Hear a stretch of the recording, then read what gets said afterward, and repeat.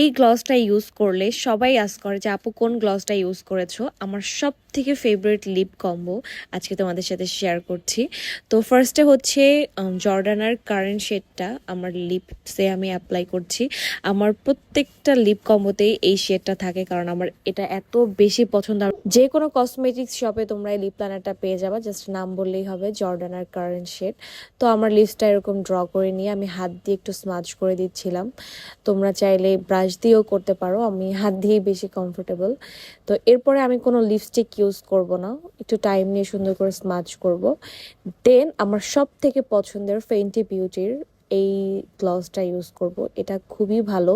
হ্যাঁ, প্রাইসটা একটু বেশি, তোমার 2500 বা 2700 মতো পড়বে, বাট এটা তোমার অনেক দিন যাবে। এই একটা মাত্র গ্লস যেটা দিয়ে আমি অনেক বেশি কমফোর্টেবল, আমার কোনো প্রবলেম হয় না। নেক্সট আরো সুন্দর ভিডিও দেখার জন্য ফলো দিয়ে পাশে থাকো। Bye bye.